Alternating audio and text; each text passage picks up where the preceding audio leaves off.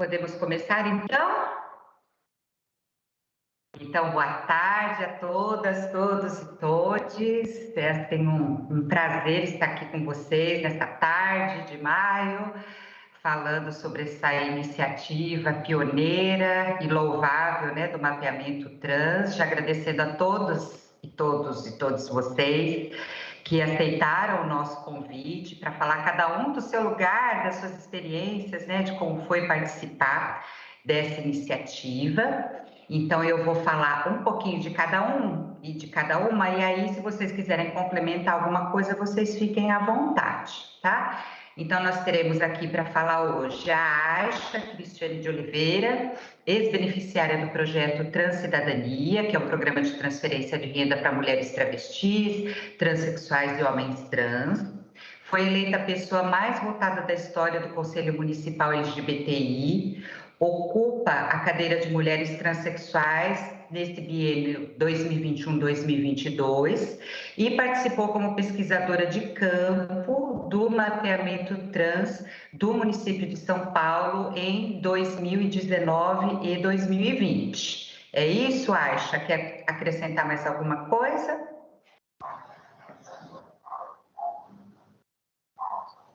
Gente, só um minuto que a minha câmera, meu microfone voltou. Tá. E faço parte da família Stronger também. Ah, né? tá. A família LGBT Stronger. Legal. Fora isso, tá tudo correto. Obrigada pelo convite e boa tarde a todos. Boa tarde. Depois a gente tem a Carla Regina Mota Alonso Diegues, que é doutora em Ciências Sociais pela Unicamp, atua como docente na Sociologia e Política, Escola de Humanidades, é diretora vice-presidente do Centro de Estudos em Cultura Contemporânea, SEDEC, onde coordena o projeto Mapeamento das Pessoas Trans no município de São Paulo. É isso, Carla? Quer acrescentar mais alguma coisa? É isso mesmo, Beth. Agradeço mais uma vez o convite da Defensoria Pública para a gente fazer a apresentação dos resultados da primeira fase da pesquisa. Nós é que agradecemos a vocês. Depois nós temos a Margot Tonhon, não sei se ela entrou aqui já. Margot é maquiadora, educadora de beleza, pensadora, ativista, mestre em filosofia pela USP, especialista em estudos de gênero, trabalha como consultora em diversidade desde 2016, atuando em treinamento de equipes em diversas empresas. Já participou desde 2016 de mais de 100 eventos, dentre debates, palestras e rodas de conversa. Com Rafa Cruz e Maria Ágata Inácio, forma o trio LGBT. Integra o quadro de professoras nos cursos de maquiagem profissional iniciante da Escola Madre, onde também ministra o curso Beleza é Diversidade. Produz conteúdo de beleza no Instagram, @mulherestrans. Margot tá aí já ou não?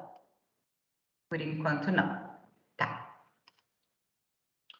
Depois a gente tem a Cole Cristine Avelar Rodrigues, 24 anos, preta, travesti, militante, comunicadora da Casa NEM, que é Centro de Acolhida para Pessoas LGBTQIA, escritora e pesquisadora do primeiro mapeamento trans da cidade de São Paulo. Ok, Cole?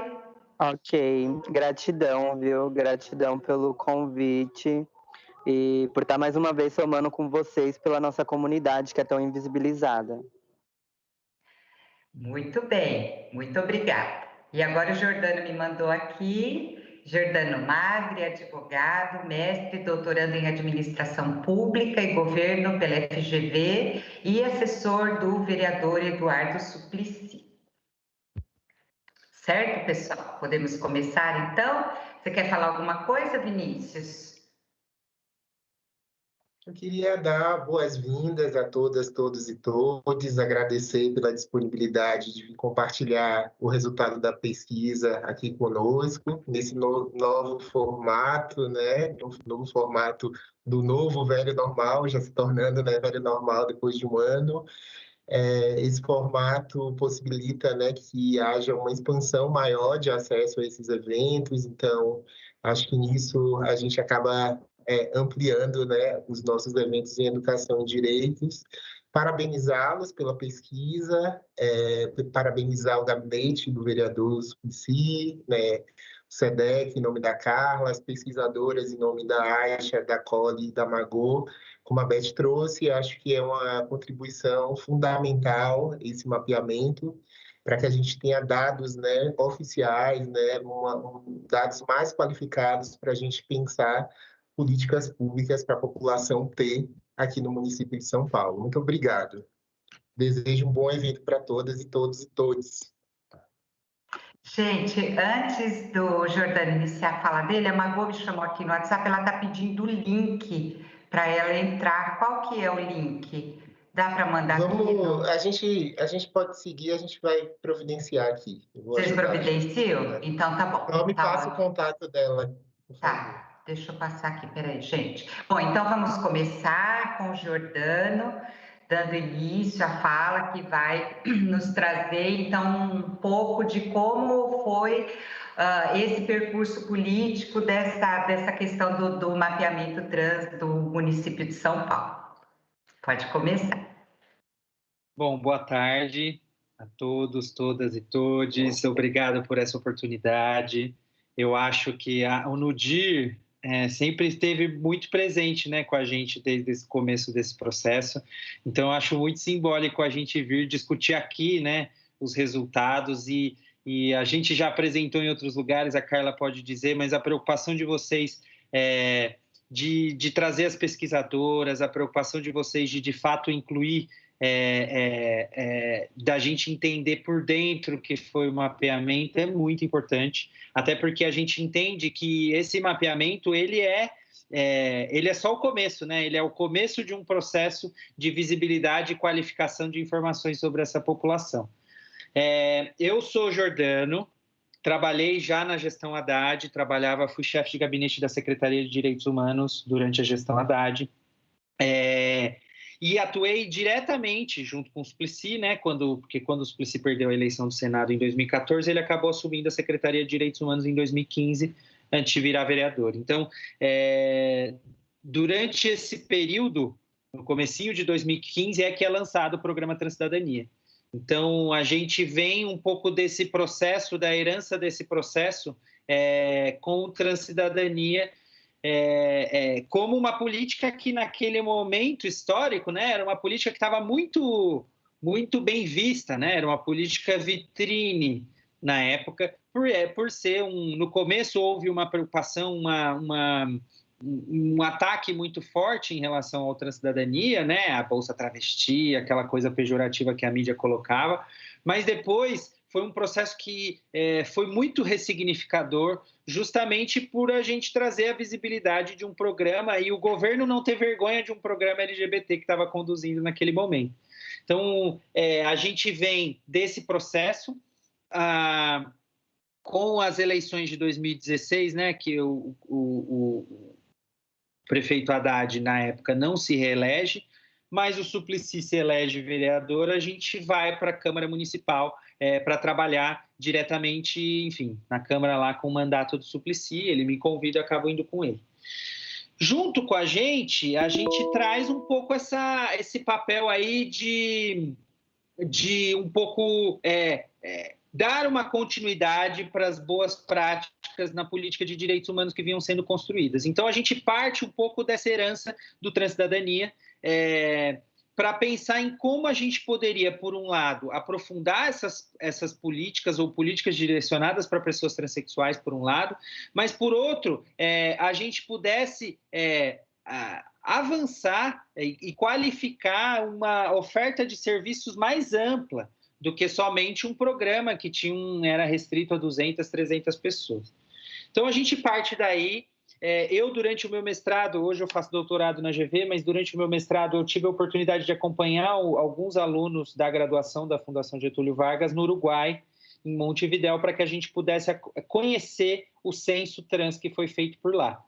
E aí, depois de ter essa experiência e trazer de novo para o gabinete, a gente fez uma reflexão interna que era necessário a gente trazer um mapeamento para São Paulo, porque a gente vinha de um programa, né? O Transcidadania era um programa que era muito bem visto, mas ele tinha suas limitações, como todo programa, né? Então, tinha um olhar muito privilegiado para mulheres trans e travestis, tinha um limite de alcance, tinha problemas em relação à inclusão profissional. Então, na verdade, era um programa que estava tentando construir políticas que lidam com uma reparação histórica de séculos, né, se a gente pode dizer assim, e que tinha limites e que era importante a gente dar força para que isso pudesse continuar. Então, com base nisso, surge a ideia da gente fazer o mapeamento. Primeiro, com esse objetivo, obviamente, sempre foi o objetivo de trazer mais informações mais qualificadas, mas mais do que isso, a gente ajudar a trazer à luz a diversidade que existe dentro dessa população, entre pessoas transexuais, né? Como a gente tinha muito mais mulheres travestis e mulheres trans e travestis, por exemplo, no Transcidadania, havia pouco espaço para homens trans. As pessoas não binárias ainda era uma discussão que não estava amadurecida dentro da política pública. Então, a imagem das travestis era muito veiculada, sobretudo pela mídia, à prostituição. Então, era importante que a gente fugisse desses estereótipos. E como que a gente ia conseguir fugir desses estereótipos? Justamente aprofundando informações e dados sobre pessoas transexuais da nossa cidade, de onde vêm, como trabalham, e, sobretudo, com esse olhar de quais as dificuldades que essas pessoas enfrentam ao acessar o Estado. Então, qual que é a dificuldade dessa pessoa em acessar um equipamento de saúde, a dificuldade com a escola, que é sempre uma questão para pessoas transexuais. Então, a gente tinha um pouco essa expectativa e essa perspectiva de, primeiro, qualificar o olhar para avançar sobre esses estereótipos já consolidados que estigmatizam muito pessoas trans e que a gente pudesse, de fato, trazer mais informações e dados mais qualificados em relação a isso. Uma experiência que a gente olhou no Uruguai e que, de fato, dos relatos que vieram lá foram muito importantes, é que, mais do que um mapeamento em si, a importância do censo lá para o Uruguai, e que aí era uma das nossas fichas nesse começo, era o processo enquanto um processo mobilizador. Então, que o mapeamento ele não fosse só a gente está focado lá em conseguir os dados, saber quantos por cento fazem isso ou quantos por cento vivem aquilo, mas a importância da gente transformar esse processo do mapeamento enquanto um processo mobilizador. Porque no Uruguai, a experiência que eles tiveram era que depois do censo que eles fizeram lá, eles acabaram surgiram várias organizações de pessoas trans, municipais, organizações de bairro. Então, o processo do mapeamento acabou sendo um processo muito mais interessante pelo processo do que propriamente pelos resultados. E a gente tinha um pouco essa expectativa. Então, por isso que desde o começo a gente pensou, então, vamos fazer um mapeamento, vamos conversar com a Secretaria de Direitos Humanos, vamos buscar centros de pesquisa que estejam dispostos a fazer isso, procuramos vários, e aí até que a gente chega no SEDEC, e aí sentamos os três na mesa para, de fato, fazer essa conversa. Vamos fazer esse projeto? Vamos seguir juntos? Vamos. E aí a gente tomou essa decisão e, a partir daí, a gente seguiu junto. O último elemento que eu gostaria de falar, porque eu acho que, na verdade, eu sou o que menos tem que falar aqui hoje, a importância que a gente teve. Então, como que ele se deu, esse processo, né? Ele é um processo que veio de uma emenda parlamentar, então tem toda a burocracia da emenda parlamentar, mas a gente tinha uma preocupação que não fosse o SEDEC que construísse exclusivamente esse mapeamento, mas de que fosse um processo, como eu falei, agora mobilizador. Então, por isso que a gente fez 3 ou 4 reuniões no início do mapeamento, chamamos várias organizações, dentre elas a Defensoria Pública, na pessoa do Nudir, então Elizabeth e o Vinícius estiveram com a gente nessas reuniões, chamamos o OAB, organizações da Unifesp que trabalham com pessoas trans, da saúde, as UBSs que mais atendem o serviço de harmonização, organizações da sociedade civil, todos os trabalhadores do Centro de Cidadania LGBT que existem na cidade, chamamos o CRD. A gente tentou construir com toda a rede que já atende essa população um processo que fizesse sentido para essas pessoas. Por quê? Porque além de mobilizá-las, essas pessoas eram importantes para conseguir fazer chegar a pesquisa. O nosso grande desafio, no começo, começou vamos contar quantas pessoas transexuais existem em São Paulo. E é muito difícil a gente conseguir contar, né? Por isso que até a gente não chama de censo, é um mapeamento, porque a gente não fez uma atuação censitária de domicílio em domicílio, batendo palma e perguntando quem mora ali, se tem alguma pessoa transexual. Então, era importante que a mobilização dessas pessoas, dessas organizações e de pessoas trans, ela atendia 2 grandes objetivos. Um, qualificar o processo, né? Então, a gente sempre teve a preocupação de que a gente não vai chegar chegar querendo inventar a roda, né? Porque a gente já sabe que muitos trabalhos já eram feitos, que já tinham um acúmulo, então a gente precisava partir desse acúmulo. E 2, mais do que isso, envolver as pessoas para se apropriar desse processo. E aí, desde sempre, ficou muito claro a fala, né? Eu lembro muito da Gerô, que é do Centro de Cidadania da Zona Sul, né? Nada de nós sem nós. Isso acabou reverberando muito na gente, assim, né? Um monte de pessoas cis querendo estudar pessoas trans. Então, a gente tinha muito essa preocupação de construir esse processo como um processo que fosse um processo mobilizador e, mais do que isso, fosse um processo que as pessoas trans envolvidas se apropriassem. Então, por isso que veio as decisões da gente trazer entrevistadoras transexuais, entrevistadores transexuais, a importância que a gente viu de trazer, de ter perto essas organizações. A gente pensou, fizemos até uma parceria com o Nice, da Valéria, que é uma super referência que, infelizmente, a Covid nos levou e que era uma pessoa que foi super importante para esse processo. A Amanda Mafri, foram pessoas que foram essenciais para que a gente pudesse chegar até aqui e que a Covid já nos levou, mas que conseguiram garantir que esse fosse um processo que não fosse cisgenerizado, né? Que não fosse exclusivamente cis e a gente achando que essa violência que nós cis geralmente cometemos. Então, a gente tinha muito essa preocupação da apropriação. Então, eu acho que é isso, eu acho que são essas linhas gerais que eu gostaria de trazer. A importância, e aí eu acho que as meninas vão dizer, né? A vinda da Magô como uma pessoa que dá um salto qualificador na nossa equipe, que ajuda a articular as nossas ações. E aí a gente teve o atravessamento da pandemia, né, que mudou um pouco, isso vai aparecer nos dados, mas a gente avalia que foi um processo extremamente exitoso, né, porque ainda que a gente não tenha conseguido fazer uma contagem, a gente tem elementos para discutir com profundidade a questão do trabalho, a questão da saúde, a questão da violência, a questão do acesso à renda, os arranjos familiares. São todas questões que agora nos dão elementos para fugir e ir além desses estereótipos e conseguir pensar em políticas que sejam cada vez mais focalizadas para as necessidades e que seja uma política diversa, não trate, todo mundo só precisa de ensino fundamental e médio e fica por aí. Então, acho que a gente deixa isso de legado, mas o mais importante que é um legado que foi construído com pessoas transexuais, com o envolvimento de muita gente, e que é importante que essa apropriação também se dê nessa chave, porque é isso que vai fazer com que esses dados sejam apropriados e a gente consiga garantir que daqui para trás a gente não vai mais, apesar desse governo e de todo o contexto político que a gente está vivendo. Então, é só daqui para frente, é só cada vez mais direitos, e aí conseguindo fazer esse entendimento de cada vez mais dar protagonismo para pessoas transexuais e, por outro lado, cada vez mais nós, pessoas cis, estarmos extremamente conscientes e alinhados sobre a importância da gente avançar em políticas, em respeito e, sobretudo, em oportunidades para as pessoas trans. Acho que é isso e agradeço a presença e estou à disposição. Obrigada, Jordano. Essencial essa sua fala aí para a gente entender um pouco, né? Aliás, entender como que começou todo esse processo e aí já faz o chão aí para a Carla começar agora a falar da pesquisa e depois as 3 meninas darem sequência aí sobre a participação delas. Então, agora é com você, Carla.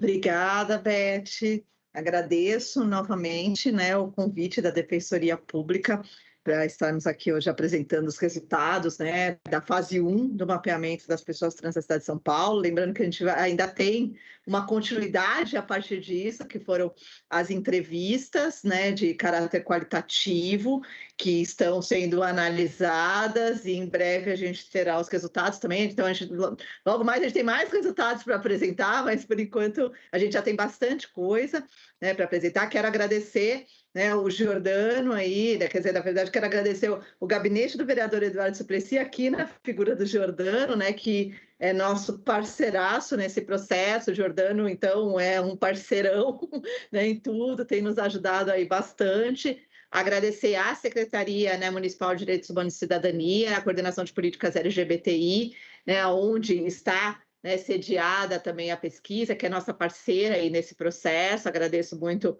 né, a parceria deles também. E aí, na figura da Margot, da Cole, né, e da Aisha, né, as entrevistadoras e entrevistadores trans que participaram desse processo da pesquisa de campo, num trabalho que foi para a gente muito enriquecedor e gratificante. Né, para nós, acho que o Giordano já resumiu bem essa questão, né, de nós, cisgêneros, né, podemos aprender, né, com as pessoas trans sobre o que é ser uma pessoa transexual. Né? Então, para nós foi bastante gratificante, como para o SEDEC foi bastante gratificante também ser a instituição que conduziu a pesquisa aqui em São Paulo. Tá? E aí o Giordano já adiantou bastante coisa que eu tinha colocado aqui para falar, então eu vou começar com os dados, porque eu acho que eles são bastante, né, interessantes para a gente discutir, né? Acho que o que o Giordano colocou aí é fundamental, da gente tentar quebrar com alguns estereótipos, e a pesquisa tentou trabalhar com isso. E os resultados, então, que nós vamos apresentar aqui, eles são resultado da fase 1, que é a pesquisa, né, quantitativa, que foi realizada, né, aqui na cidade de São Paulo, no período de 2020, na verdade, durante o ano de 2020, a gente começou, né, o trabalho em 2019, com essas reuniões que o Giordano, né, bem lembrou aqui, com as pessoas, com institutos, movimentos, organizações, né, que defendem, né, os direitos das pessoas trans, e também, né, movimentos de pessoas trans, né, e foi, né, ele já citou aí a Valeria, a Amanda, né, aí a Aisha falou, né, que ela é da família Stronger, o pessoal da família Stronger participou junto com a gente também desse processo inicial. Então, ou seja, teve bastante gente, tinha reunião assim com mais de 50 pessoas envolvidas nesse processo para elaborar, né, esse desenho da pesquisa, e nessa fase 1, principalmente o questionário de pesquisa, tá? O questionário de pesquisa foi todo elaborado, né, com as pessoas trans, então ele é bastante né, representativo aí do que também as pessoas trans gostariam de, né, saber sobre a população trans, tá? Bem, a pesquisa teve esse objetivo da gente tentar, que o Giordano já falou, ou seja, a gente não tinha como, né, dizer vamos fazer um censo, porque a gente não sabe qual é a quantidade de pessoas trans, né, existentes na cidade de São Paulo, mas a gente tentar mapear o máximo possível de pessoas trans, e não somente, né, dizer quantas são, mas dizer quem são, né, o que fazem, quais as condições em que vivem, né, e também trazer à tona algumas situações, né, de violência, questões da educação, que de alguma maneira podem nos ajudar a estabelecer diretrizes para políticas públicas, né, para essa população.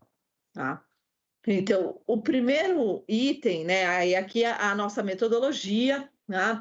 Então, nessa primeira fase, a gente fez uma pesquisa de caráter quantitativo, né, uma pesquisa survey, em que a gente tinha um questionário estruturado com 53 questões, a boa parte, então, né, de respostas pré-codificadas, tá?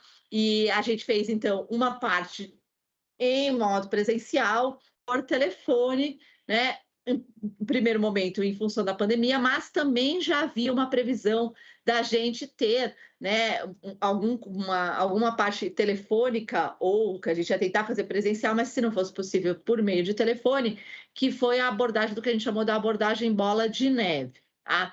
essa abordagem bola de neve, ela tinha o objetivo da gente conseguir, a partir das primeiras entrevistas, né, dos primeiros questionários aplicados, o questionário ele tinha um espaço ao final que as pessoas entrevistadas poderiam indicar outras pessoas para participarem. Como a gente não tem, né, um conhecimento de quem são, né, as pessoas trans, quantas são, e como o Jordano bem falou, a gente não tinha condição de bater em todas as casas, né, para saber se ali, né, morava uma pessoa transexual. A gente então trabalhou com esse processo da indicação, que a gente chamou, né, que é conhecida como amostragem bola de neve. Tá? Então, num primeiro momento, a gente fez a pesquisa presencial, que foi de 20 de janeiro a 17 de março, em que foram entrevistadas 947 pessoas trans, tá? Em eventos, né? E a gente iniciou, então, nos eventos do Dia Nacional da Visibilidade Trans, em janeiro, tá? E depois a gente foi para o centro de acolhimento, né? Das casas e albergues que acolhem pessoas trans, os centros de convivência e de cidadania LGBTI, né, e pontos de concentração dessa população. E nesse momento a gente pode dizer que, inclusive, essa rede, né, de movimentos e organizações que atuam com a população trans foi fundamental também, porque elas nos ajudaram a mapear os lugares que são frequentados por essa população. Então, a gente tinha até isso, hoje vai ter um evento em tal lugar onde você vai ter a população trans. Né? Teve, na época, um evento que ajudou, né, no Sesc 24 de Maio, por exemplo, que ajudou as pessoas a encontrar meios para retificação do nome social, a saberem qual documentação era necessária e tudo isso. Então, por exemplo, esse evento, né, que foram alguns dias, a gente deslocou uma equipe para lá, para que pudesse, então, ter contato ali, ver quem estava por lá, quem ainda não tinha participado e aplicar questionários. Então, a gente fez, e isso foi também a partir dessa rede que a gente foi estruturando. Em março veio a pandemia, né? E a gente então teve o decreto do governo do estado que instalou a quarentena no município, no estado de São Paulo e, consequentemente, na cidade de São Paulo. E nós então modificamos a metodologia de abordagem da pesquisa, passando então para a entrevista telefônica, que durou no período de 30 de abril a 16 de agosto, quando foram entrevistadas, então, 594 pessoas, seja a partir desses contatos que a gente obteve na fase presencial, a partir também da rede pessoal de entrevistadores e entrevistadoras trans que faziam parte da equipe, né, entre as quais estão aqui, né, a Esha e a Cole, e contatos efetuados pela equipe do SEDEC, tá, que a gente tinha, né, alguns também, né, da rede, e tinha um cadastro, a gente tinha um site, mapeamentotrans.com.br, que as pessoas se inscreveram ali para poder também, dizendo que gostariam de participar da pesquisa. Então, a gente reuniu todos esses dados e fizemos mais 594 entrevistas, 594 questionários aplicados, tá? E aí, de agosto a outubro, a gente conseguiu fazer mais algumas entrevistas presenciais. Nesse momento também foram feitas algumas por telefone, tá? Em que a gente teve um evento da Secretaria Municipal de Trabalho, junto com a Coordenação de Políticas LGBTI, para vagas de emprego direcionadas a pessoas trans. Então, a gente deslocou uma equipe para lá. A Cole, por exemplo, que daqui teve presente nessa equipe que esteve aí lá no Centro de Trabalho e Empreendedorismo, se não me engano, esse é o nome, tá? E que, então, também depois a gente fez algumas entrevistas com usuários próximos, né, às UBSs do Santa Cecília e República que atendem a população trans. Nisso a gente chegou, então, a 1.788 questionários aplicados, né? A gente teve mais alguns questionários, mas aí, quando a gente faz aquele processo de crítica, né, e cotejamento, foi observado que alguns se repetiam. Então, a gente teve 1.788 pessoas que responderam à nossa pesquisa, tá? E aí, então, aqui eu tenho a distribuição, né, por... Isso, eu tenho aqui um pouco da distribuição desses casos também, aqui por região, tá? Então, aqui eu tenho menos do que os 1.788, né, porque em alguns casos a gente não tinha os endereços completos, a gente não conseguiu fazer todo o mapeamento, né, da onde as pessoas realmente falavam, né, ou seja, de onde elas moravam, tá? Mas a gente teve aqui 1.750 pessoas né, que a gente conseguiu mapear efetivamente aonde elas, né, moravam na cidade. Então, a maior parte no centro da cidade, né, 26,2%, seguido, então, das regiões leste, 25,2%, e sul, 22,5%, depois norte, 15,3%, e oeste, 10,8%. Apesar de não haver ali, né, um equilíbrio total, né, entre a distribuição, todas as regiões foram contempladas, né? Ou seja, então a gente conseguiu mapear pessoas trans em todas as regiões da cidade de São Paulo. E, claro, ali sul, leste, centro, é importante da gente lembrar que a gente tem o centro, né, de referência da diversidade no centro, que foi importante espaço para a gente aplicar questionários, o Centro de Cidadania na Sul, o Centro de Cidadania na Leste, o que nos ajudou também bastante, né? Porque são espaços onde a população trans ela frequenta, está presente, né? Então, de alguma maneira, acabou que a gente teve um número maior de questionários aplicados nessas regiões também. Aqui a gente tem, então, mapeado, né, um pouco dessa distribuição. E aqui eu tenho começo a ter tanto a divisão em torno de quantos, né, eu tive, né, de travestis. Aí eu só preciso voltar, acho que aqui um slide, porque aqui não está isso. Aqui eu tenho a quantidade de por, né, categoria, né? A gente fez ali, né, uma categorização que não corresponde efetivamente ao conjunto, né, da população trans, pensando que a população trans é bastante heterogênea, né? Então, a gente fala população trans, mas é pensar que dentro dessa população a gente tem mulheres trans, homens trans, travestis, pessoas não binárias, e podemos ir bem mais longe aí. Para efeitos de pesquisa, a gente trabalhou com essas 4 categorias: travestis, mulheres trans, homens trans e pessoas não binárias, tá? A gente trabalhou com essas 4 categorias, e aqui, então, a gente teve uma maioria de mulheres trans e travestis, né? 48% mulheres trans, 22% travestis, 24% homens trans e apenas 6% de pessoas não binárias, né? Então, a maior parte das pessoas que foram entrevistadas são mulheres trans e travestis, mas também tem uma parcela significativa aí, né? Quer dizer, 1/4 das pessoas entrevistadas foram homens trans também, tá? Então, aqui eu tenho um pouco da divisão relativa à idade, né? E tem, né, os dados mostram que a média de idade da população trans é de 35 anos, né?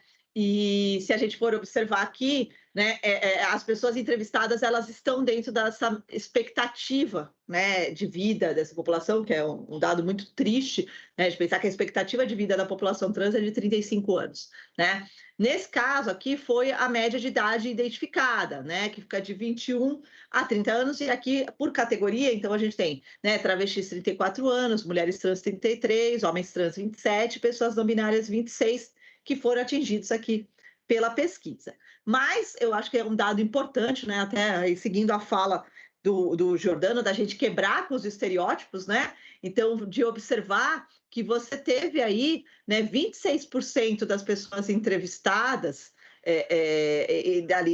de 13% das travestis, desculpa, 13% das travestis e 13% das mulheres trans ultrapassavam os 36 anos, e você tinha 11% das mulheres trans e 11% das travestis que tinham entre 41 e 45 anos, e aí 14% das travestis entrevistadas tinham mais de 45 e 13% das mulheres trans mais de 45, né? Então, ou seja, a gente não pode dizer que talvez haja um aumento da expectativa de vida, mas é interessante, né? É bacana a gente ver aí esse dado, né, de pessoas acima dessa expectativa de vida ter respondido aí a pesquisa.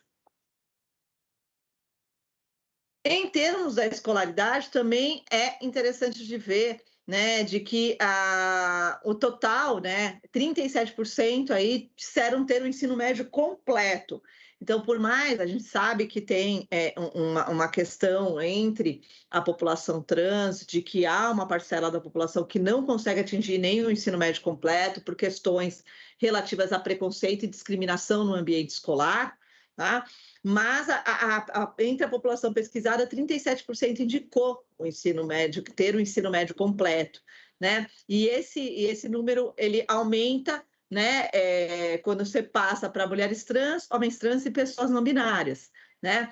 O que mostra também, né, uma discussão que é grande, né, em torno da população grande, que é da população trans, que é relativa à questão da passabilidade, né, e também até mesmo em torno dessa discussão do preconceito e discriminação presente, quando se está falando de processo de transição, né, para uma mulher trans, uma travesti, e para um homem trans. Né? Então, né, entre os homens trans, por exemplo, a escolaridade é maior do que entre as mulheres trans e as travestis. Tá? Então, eles têm, né, em termos de realização do ensino superior, não binários 21%, homens trans 18%, e entre as mulheres trans e as travestis não atinge 10%. Né? Então, é por isso que é importante a gente ter essa diferença, né, sendo acentuada na pesquisa também, que fez essa categorização, digamos assim, para mostrar que dentro da própria... não é possível tratar a população trans como algo homogêneo. É necessário observar as diferenças existentes no interior da população trans. Com relação à cor, né, cor ou raça, né, a gente teve aí que uma boa parte, principalmente das mulheres trans e travestis, se identifica como parda ou preta. Né? Entre os homens trans e não binários, aumenta o número de pessoas que se consideram brancas, né? Mas entre as travestis e as mulheres trans, isso, a identificação como preta ou parda é maior. E aqui a gente começa, então, a trabalhar um pouco a questão da transição mesmo de gênero, tentando entender um pouco em que momento isso acontece, né? Quando que se identifica e como é que foi também esse processo em relação à família, né? Então, 62%, se a gente fizesse a somatória, né, do 6 a 10 e do 11 a 15, começa a perceber, né, essa identidade de gênero, essa outra identidade, né, a dissociação entre o sexo e o gênero, né, da sua identidade de gênero, aí, a partir dos 6 anos. Então, no fim, né, do fim da infância e início da adolescência, é um momento importante para essa percepção da identidade de gênero. Tá? Poucos, aí 19%, né, se percebem a partir dos 16 anos, mas, ou seja, esse momento aí do fim da infância e início da adolescência é que é crucial. Isso, de alguma maneira, também reverbera nessa discussão que a gente estava falando sobre a questão do preconceito e discriminação no ambiente escolar, porque é o momento da idade escolar, é o momento também da percepção dessa identidade de gênero, e que muitas vezes você não tem, nesses espaços, né, uma preparação das pessoas, dos profissionais, né, sejam dos professores, dos profissionais de educação de uma maneira geral, para entender e acolher, né, essa transição pelo qual essas pessoas começam, então, a passar. E isso também reverbera no ambiente da casa, né, no ambiente familiar. Né? Então, como, né, a boa parte, como a pesquisa entrevistou só pessoas acima de 18 anos, então, claro, dessas 73, as entrevistadas disseram que não moravam mais com os pais. No entanto, quando a gente perguntava qual é o momento que deixou a casa dos pais, né, 78% indicaram que foi a partir dos, né, ou com 15 anos ou menos, ou a partir dos 15 anos ali, né, com 16. Então, tem uma saída precoce, a gente pode dizer, da casa dos pais, né, uma saída antes dos 21 anos de idade. E parcela, né, significativa disso acontece, né, por conta também de uma ausência de acolhimento desse processo de construção de uma nova identidade, né, dessa identidade de gênero, tá? Então, a gente vê ali, né, que 52% disseram que foi por vontade própria, mas a gente analisou, né, esse dado, a gente refletiu bastante sobre esse dado, quanto essa vontade própria não se dá também por não ser acolhido. Não pode não ter havido brigas, desentendimentos, conflitos, mas, ao mesmo tempo, a pessoa não se sente à vontade de estar naquele ambiente, porque se vê colocada, às vezes, né, com algumas pequenas críticas, algumas falas que ela percebe que não é mais aquele espaço que ela deve estar, né? Então, a gente analisou bastante sobre o quanto essa vontade própria efetivamente é uma vontade própria de autonomia, de emancipação, ou é uma vontade própria provocada por uma ausência de acolhimento no interior do ambiente familiar, tá? Agora, e por termos de desentendimento mesmo, gente que alegou, 30% alegou, falou, ó, saí porque, né, o ambiente se tornou insustentável, tá? Me falando um pouco agora de trabalho e renda, né, também aí nessa linha, né, que o Jordano colocou, né, é importante, né, a gente levantar aí, né, o que fazem, né, se estão empregadas e o que fazem, né, as pessoas que foram entrevistadas, né? Então, em termos gerais, 58% no momento da entrevista disseram que trabalhavam ou exerciam alguma atividade remunerada, né? Então, que é um número até que significativo, né, visto que também há, né, uma dificuldade, a gente sabe, e os estudos todos mostram, né, uma dificuldade de inserção da população trans no mercado de trabalho, menos pela qualificação que essa população tem, e a gente viu, por exemplo, aqui em termos de escolaridade, é pensar que a população trans também tem a média da escolaridade da população brasileira, e ela tem um nível de desocupação muito maior do que o restante da população brasileira, né? Então, não é só pela questão da qualificação, né? Tem uma relação com o processo de inclusão dessas pessoas no mercado, como o mercado vê, inclui, abre as suas portas para receber, né, as pessoas trans, né? Se adequa também, né, algumas necessidades que esse público tem, né? Porque a gente vê, né, a gente percebeu aí ao longo da pesquisa, né, as discussões em torno da aceitação do nome social, né? Então, tem empresas que, né, ainda não aceitam o nome social das pessoas trans, né? Da adaptação, por exemplo, de banheiros, de uso de banheiros, de espaços ali, né, que são necessários para pessoas transexuais, tá? Então, e tem empresas que ainda resistem a adequar, né, as suas políticas pensando na inclusão dessas pessoas, tá? Mas aqui a gente tenta... Oi? Ô, Carla, é Beth. Deixa eu te fazer uma pergunta. Aí, nessa questão da atividade remunerada, vocês conseguiram fazer alguma diferenciação nos períodos pré e pós-pandemia ou não foi possível? A gente não tratou, né, pós-pandemia, tá? A gente fez a pesquisa durante a pandemia. O que a gente percebeu foi da renda, da origem da renda, principalmente quando tinha auxílio. Deixa eu ver, quando a pessoa recebia algum auxílio. Agora estou tentando aqui achar qual foi. Não, vai ver, vai ver o primeiro lá. 16. Não, está mais para frente que eu tenho da renda, que eu consigo identificar que a renda, para quem recebia auxílio, no período da pandemia você tem um aumento do auxílio emergencial, né? A gente não conseguiu identificar o que estava exercendo pré ou pós-pandemia, né? O que a gente conseguiu aqui foi identificar... desculpa, gente.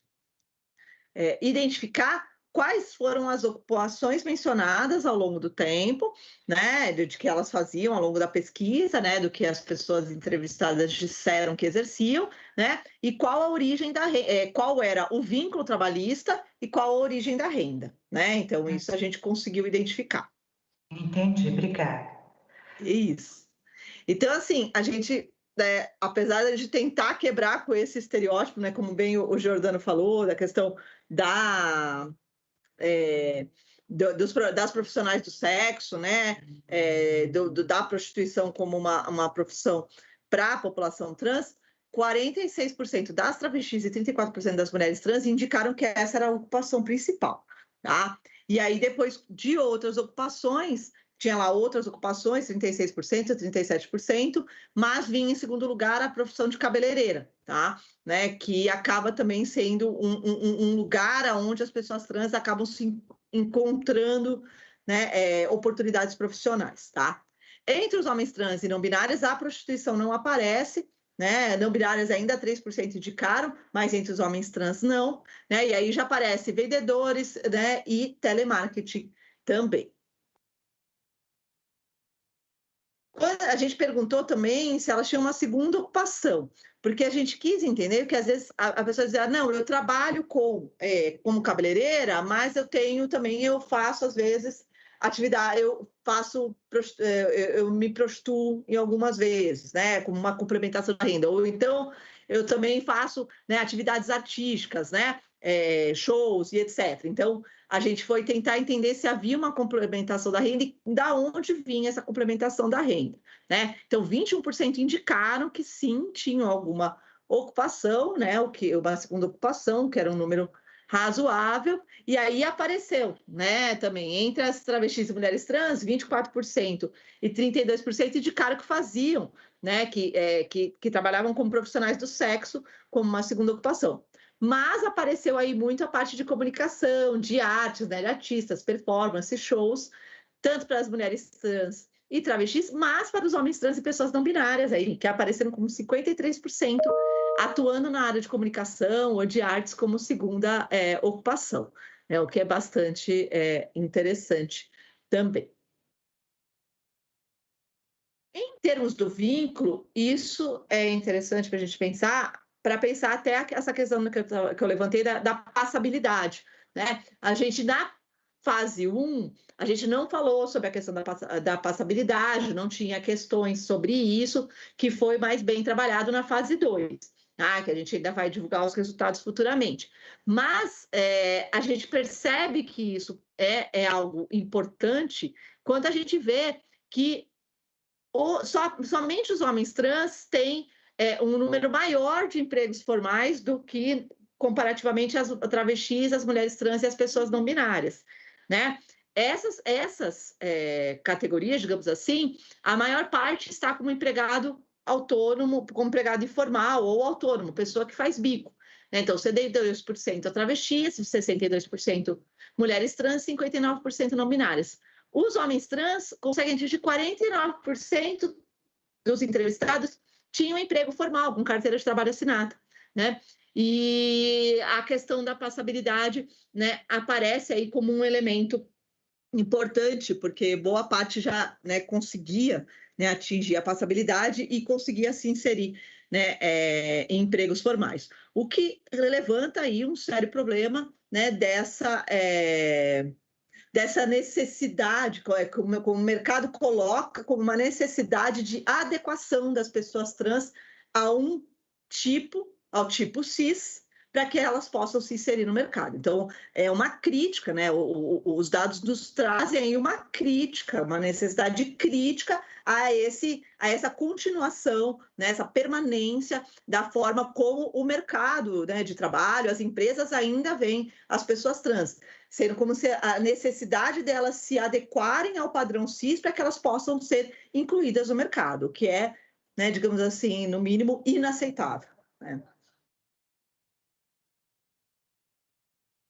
E quando a gente fala isso, porque a gente olha para a questão da qualificação, da formação técnica, né? Você percebe que as travestis e as mulheres trans também têm uma qualificação técnica, né, quase no mesmo patamar que os homens trans, né? Então, ou seja, não é isso que as exclui desses empregos formais, né? Se você tem 42% das mulheres trans que têm uma formação técnica ou experiência para trabalhar em uma área de ocupação e 49% dos homens trans tem também isso, mas essas mulheres trans não conseguem atingir esse mercado formal, você fala, então tá, qual é o elemento que faz com que elas não atinjam esse mercado formal, né? E aí a gente vai, então, para esse fator de discriminação ainda fortemente presente no mercado de trabalho.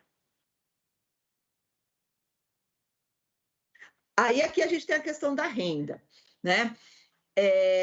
Claro, como os homens... Como os homens trans têm, né, empregos formais, eles acabam tendo uma renda um pouquinho maior. Mas aqui a gente quis acentuar a questão também da raça, né? Da raça cor, tentando fazer um processo de intersecção aqui, observando essa relação entre, né, transexualidade e cor-raça. E a gente percebe como isso ainda é fundamental fazer, porque você tem aí a maior parte das pessoas que se autodeclaram pretas, né, recebem até um salário mínimo. Tá? E isso modifica quando você está falando, né, das pessoas que se autodeclaram brancas, né, onde você tem aqui já 34% que recebe de 1 a 2 salários mínimos, que indicou a receber de 1 a 2 salários mínimos, né, e reduz aqui na faixa de quem recebe até meio salário mínimo ou, né, até um salário mínimo. Tá? Então, isso, né, quando a gente faz, então, além de tudo, esses cruzamentos que evidenciam também outras formas de discriminação, a gente percebe o quanto, né, é importante a gente ir cada vez mais recortando também, né, para observar não apenas uma forma, mas as múltiplas formas de discriminação que operam, né, na população trans. Carla, você Oi. tem 9 minutos para encerrar, tá bom? Tá, bora lá, tô indo aqui. Aí aqui esse dado do auxílio aqui, né, que eu falei que foi uma das coisas que a gente colocou após o início da pandemia e que a gente percebeu que houve, né, um aumento das pessoas que se declararam receber o auxílio emergencial, que é esse aqui vermelhinho, né? Então há, né, as pessoas que disseram que não recebiam nenhum auxílio, né? Mas tinha aqui, entre os que recebiam auxílio, né, o que mais apareceu foi o auxílio emergencial, que foi muito importante, né, pensando, né, na vulnerabilidade das pessoas trans. Então, a gente mesmo, quando começou a pesquisa, né, paramos a pesquisa presencial, quando começou a pandemia, desculpa, paramos a pesquisa presencial, né, considerando, né, para não colocar nenhuma entrevistadora, nenhum entrevistador em risco, né?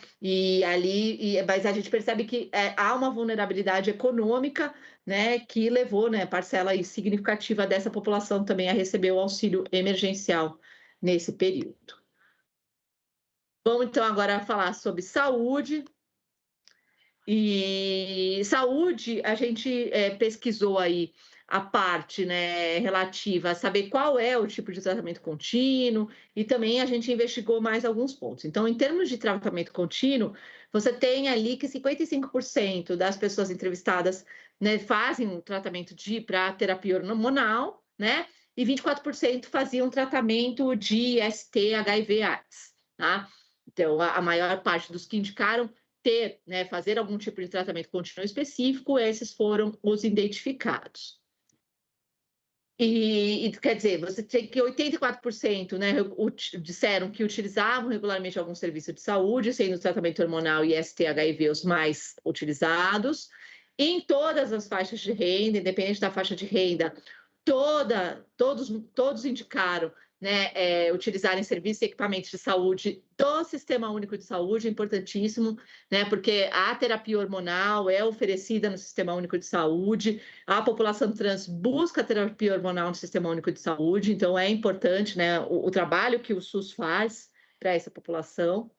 64% indicaram que tomam hormônios regularmente, 54% tomam por conta própria, o que é um dado importante, né, para a gente pensar por quais motivos tomam por conta própria, né, não talvez porque querem, mas porque às vezes não se sintam acolhidas nos serviços de saúde, tá? 38% recebem orientação médica e os homens trans acabam tendo um mais elevado de orientação médica, tá? 20% das pessoas tomaram hormônios em algum momento, dos que disseram que não tomaram, que não tomam, mas pararam, sendo, né, algumas por efeitos colaterais, né, deve ser um dos motivos alegados os efeitos colaterais que causam os hormônios. Com relação ao uso do silicone industrial, 44% das travestis e 37% das mulheres trans disseram que já tinham feito o uso do silicone industrial. E mais de 90% que fizeram o uso do silicone industrial, o acesso à aplicação foi feito por meio das bombadeiras, né, que são pessoas trans e travestis que fazem a aplicação do silicone industrial, tá? E quase um quarto das pessoas entrevistadas já tinham realizado algum tipo de cirurgia plástica. Com relação ao tratamento psicológico psiquiátrico, que a gente também perguntou, Carla, né? Carla, Oi. Deixa eu só te perguntar do slide anterior. Quando você fala de cirurgia, primeiro assim, chocada com esse número de 50 e acho que 4%, né? Que fazem uso de hormônios por conta própria, é um número muito alto. Isso, 54%, é um número muito alto. Aqui, no último, quando você fala, 1/4 das pessoas realizaram alguma cirurgia plástica, o que vocês chamaram de cirurgia plástica?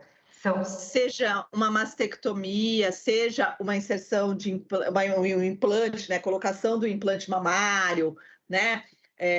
Aqui não entrou a cirurgia de redesignação de sexo. Tá. Não entrou bem aqui, tá? Mas entrou esses outros tipos. Já colocou um botox, fez uma mudança, né?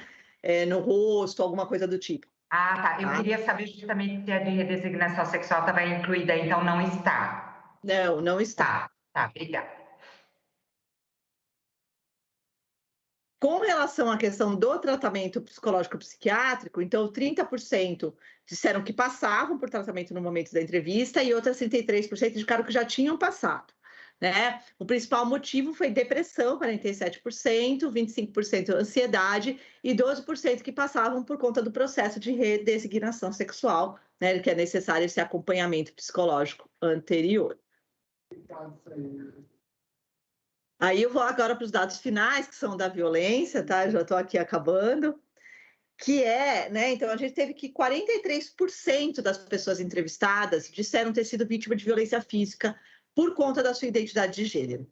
Quando a gente fez esse recorte para as mulheres trans e travestis que disseram que realizavam prostituição, né? Elas indicaram que, né, 74% aí, né, indicaram que já tinham sofrido algum tipo de violência por realização da prostituição, tá?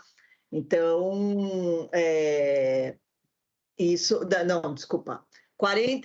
quase 50% disseram que já tinham sofrido algum tipo de violência, sendo que dessas, né, entre as mulheres trans e travestis, 74% era que já tinham feito prostituição, faziam ou já tinham feito prostituição. Então, isso nos levou ao entendimento de que as mulheres, né, trans e travestis que fazem prostituição, claro, acabam estando mais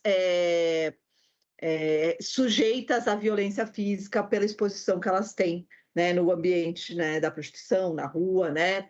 E isso se intensifica aqui com esse dado, quando eu tenho que 39% indicou que já tinha de 4 vezes ou mais sofrido, né, violência física na rua, tá? Na escola, 21% das pessoas entrevistadas disseram que já tinham sofrido violência física na escola por conta da sua identidade de gênero e 21% também na casa dos pais ou outros parentes, de 4 vezes ou mais, tá? Que a gente perguntou a frequência. Mas, né, tem alguns dados aqui que são interessantes desse caso da violência verbal, né? 80% indicaram já ter sofrido violência verbal, e quando a gente perguntava em que local, 42% disseram que frequentemente na rua, 26% na escola, 22% na casa dos pais, né? Agora é interessante de observar que 17% indicavam que já tinham sofrido pelo menos às vezes num banheiro masculino ou feminino. Isso, inclusive, foi uma discussão que a gente fez, né, da questão de que, para quem é cis, você nunca imagina que ir a um banheiro pode, de alguma maneira, você sofrer uma violência, né, verbal por conta do que você é, ser homem, ser mulher.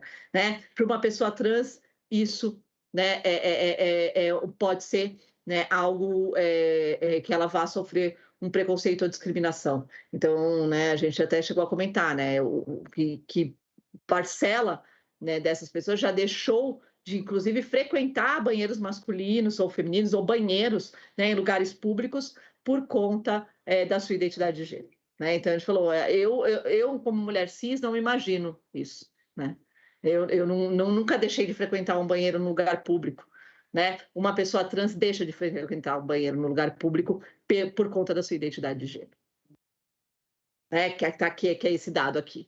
Né? Então, a gente tem que, né, lugar que deixou de frequentar aqui, 17% deixou de frequentar banheiro masculino ou feminino, né? Deixou de frequentar, e 29% frequenta às vezes, mas evita. Né? que é um dado significativo, né, de você pensar que às vezes você está num shopping center, você ir ao banheiro, você não vai ao banheiro, né? Que para quem é cis, isso, né, simplesmente não passa. Então, esse é um dado que, por exemplo, nos levou a uma grande reflexão sobre sobre a condição na qual estão, né, inseridas as pessoas trans. Tá? E aí, com esse dado, eu encerro, então, a apresentação, agradecendo novamente, né, aos nossos parceiros, né, a Coordenação de Políticas LGBTI, a Secretaria de Direitos Humanos e Cidadania, o gabinete do vereador Eduardo Suplicy, e, claro, né, agradeço a EDESP, né, por nos permitir aí apresentar esses dados do mapeamento. Eu fico muito contente de poder apresentar. Obrigada, Carla. Nossa, assim, a riqueza desses dados, né? Quanta coisa que ficou passando na cabeça, assim, que dá vontade de parar em cada slide seu e ficar, né? Cada slide, na verdade, cada levantamento de dados de uma coisa, de um aspecto. Nossa, dá para a gente discutir muito e pensar muito, né, em todas essas questões, né, da saúde, do trabalho, enfim. Parabéns e aqui você. Aqui é só um recorte, tá? Né? É uma pequena parte do que está no relatório. Até vou falar 2 minutos só. O relatório está disponível no site da Coordenação de Políticas do Secretaria Municipal de Direitos Humanos e Cidadania, Coordenação de Políticas LGBTI. Vão lá, projetos, tem lá um relatório da fase 1, que tem muito mais dados. Peguem, usem, façam, né, bom proveito desses dados, porque realmente eles são fundamentais para a gente pensar, né, as políticas para essa população. Sim, muito obrigada, Carla. Bom, agora dando sequência, para depois a gente ver se consegue ficar um tempinho, né, debatendo um pouco mais com tantas coisas, eu vou pedir então para Aisha, Cole e Magô abrirem as suas câmeras e microfones, falarem um oi. E aí eu queria saber se vocês querem fazer falas, porque na verdade as falas de vocês a gente colocou, vamos dizer assim, num bloco só, né? Queria saber se vocês querem fazer falas individuais e acabou uma, começa a outra, ou se vocês querem meio fazer um bate-papo, se vocês chegaram a combinar alguma coisa, ou se a gente segue assim, cada uma fala por um tempo e depois a gente segue conversando, tentando uma interação, não sei, como que vocês preferem fazer? Eu prefiro individual, para ver a perspectiva de cada uma, né? Ou sobre o mapeamento.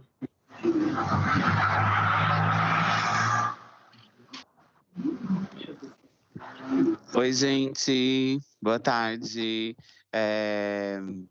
Eu prefiro ficar por último, se vocês não se importarem, para fechar a fala. Então, quero dar um oi e, enfim, dizer que estou aqui ouvindo e adorando, agradecendo aqui pela oportunidade de estarmos juntas. É isso. Ótimo, que bom que deu certo de você estar. Deu, eu estou aqui no set, por isso que eu estou de máscara, mas estou gritando aqui para vocês me ouvirem. Tá legal, por detrás da ótimo. máscara. Então, Aisha, você pode começar? Eu preferia que a Cole começasse, mas... Então pode ser. Quer começar, Cole?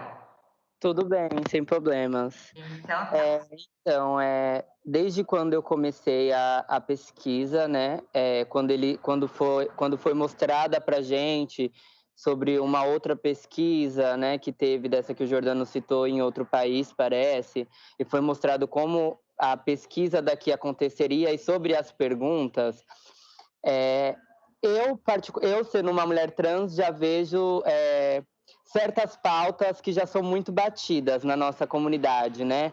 Porque hoje a comunidade não binária, né, que é um gênero guarda-chuva que abrange outros gêneros, né? A não binariedade vem abrangindo vários gêneros que são gêneros que não se conformam e que não se identificam com a binariedade, né? Da nossa sociedade.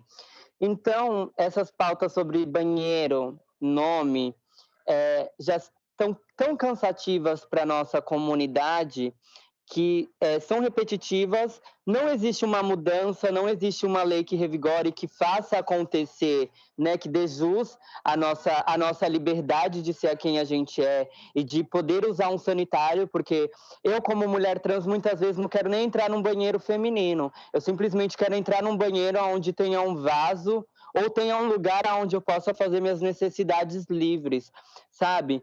E sobre toda essa violência que a gente ainda vem sofrendo por conta de um banheiro, por conta de um nome, porque mesmo quando aconteceu toda essa empregabilidade trans no CAT, eu fazendo a pesquisa, eu recebi relatos de pessoas sofrendo transfobia naquele lugar, porque não respeitavam o nome deles, sabe? Então, toda essa surpresa vem mesmo para a cisgeneridade, vem mesmo para abrir os olhos da cisgeneridade, porque a comunidade trans ela já está com o olho, já está com o ouvido aberto. Hoje a gente está muito mais inclusa nos debates, né? E nessas pautas que querem fazer em nosso nome, mas essas pautas sempre saem de boca de pessoas cis, né? As pessoas cis nos tiram do banheiro e elas querem que a gente vá atrás delas para reivindicar a lei para usar um banheiro. Elas não respeitam o nosso nome e elas querem que a gente vá atrás delas para ser respeitada o nosso nome, o nosso gênero. Então é muito conflitante continuar vivendo em uma sociedade onde a visão de uma pessoa trans vem da visão de uma pessoa cis. E pior, quando pessoas trans reproduzem a todo custo, né, essa inclusão da cisnormatividade em cima da nossa comunidade. Que, de certa forma, sobre como falaram de passabilidade, que passabilidade, gente, não traz segurança para ninguém, sabe? Passabilidade não abre a porta para ninguém, porque você é o que você é, você não deixa de ser uma pessoa trans, você não deixa de ter uma história, né, depois da sua transição. Então, tudo isso, eles continuam a usar como violência. Então, nós, como pessoas trans, a gente não escapa dessa violência em nenhum momento, em nenhum lugar, sabe? Então, muito mais do que a gente já debater essas pautas, né, que a gente vem falando sobre o uso de banheiro, sobre o uso de nome, sobre prostituição, sobre a população trans, você tem HIV ou botou silicone industrial, que entre a nossa comunidade hoje, né, as pessoas mais velhas, as pessoas trans mais velhas, né, abriram caminho para a minha geração trans estar dentro desse assunto, né? E não se violentar perante essa cisnormatividade, porque todas essas violências de cirurgias, de hormonioterapia não acompanhada, vem por conta da cisnormatividade, né? Porque nós, pessoas trans, a gente tem necessidades e necessidades rápidas, né? Infelizmente, até mesmo para você estar numa avenida, para você ganhar dinheiro, você tem que estar sendo vista perto de uma corporalidade que eles ditam ser de uma mulher cis, para que você consiga ganhar dinheiro, para que você consiga reivindicar sobre, né, o seu corpo ali naquele lugar. Então tudo muito violento, continua tudo a ser muito violento para a nossa comunidade. E às vezes, se for parar para pensar, quem nos salva são nós mesmas, né? Hoje em dia, as mais velhas falando para as mais novas qual é o perigo da hormonioterapia não acompanhada, qual é o perigo dessas cirurgias, né? Esses debates que a gente faz entre a gente sobre o uso de preservativo, né? E também trazer humanidade, né? Sobre ISTs e sobre a AIDS também, porque há muito tempo a nossa comunidade, por toda a comunidade LGBTQIA+, vem sofrendo essa desumanidade por conta da nossa identidade, das nossas orientações e por conta, né, de um vírus que foi dito como, né, uma infestação gay e todo esse caos que a AIDS trouxe e veio, né, como uma violência enorme em cima da nossa comunidade.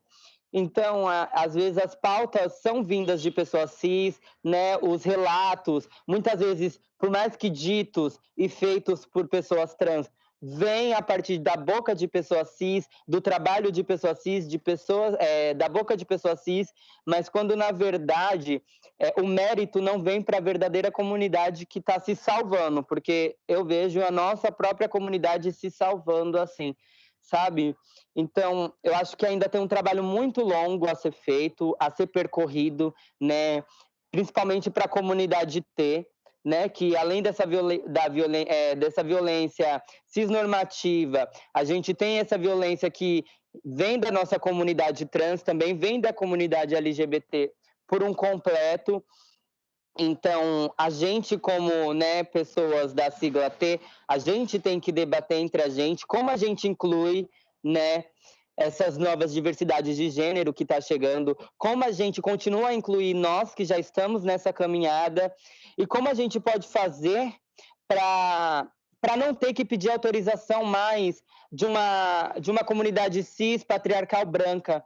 Como a gente faz para reivindicar a partir de nós mesmas, sabe? Sem precisar da autorização, sem precisar, muitas vezes, gritar ou bater o pé na porta, né? Como a gente faz a partir de nós mesmas. Então, eu agradeço, né, por essa pesquisa, por ter sido uma pesquisadora, me trouxe muita humanidade, me trouxe muita riqueza sobre a diversidade da nossa comunidade, e não só sobre essa diversidade linda que a nossa comunidade tem, mas a diversidade de problemas, né, de escassez, de violência, e como abriu o meu olho, né, enquanto uma pessoa trans que tem certos privilégios, porque a nossa comunidade precisa ser feitos recortes. Eu não posso chegar aqui e falar sobre todas as violências cercadas pela nossa comunidade T, porque eu tive certos privilégios de um acolhimento de uma família, de um estudo completo, né, de cursos para qualificações de vida, e não é essa a realidade da nossa comunidade, se possível nem de 50%, não é. Então eu gosto de fazer esse recorte, eu gosto de entender, né, porque como uma mulher trans eu quero abrir caminho para toda a nossa população T, e para a nossa população ter como um completo, né? Eu quero trazer essa diversidade, porque é só na diversidade que a gente vai se sentir representada, a gente só vai se sentir representada quando a gente se vê perante as câmeras, perante os textos, perante as leis, sabe? Que, se possível, escritas por nós. E é isso, e que a gente continue tendo força, que a gente continue tendo resistência, porque eu tô vendo que o tempo tá curto, então não sei se vai dar para me dar mais uma fala. E que é isso, que a gente continue potente, né, para trazer essa qualidade de vida que a gente precisa ter, que a gente seja vista como humanas, né, como pessoas humanas, que a gente consiga ter um relacionamento nessa sociedade sem divisão de gênero, né, porque gênero é construção social, a gente constrói, a gente é porque a gente construiu, porque a gente se vê na sociedade dessa maneira, a gente não nasce sabendo, a gente não nasce sendo, então que a gente continue lutando pela liberdade de expressão, né, por menos violência à comunidade trans, e é isso, obrigado pela fala.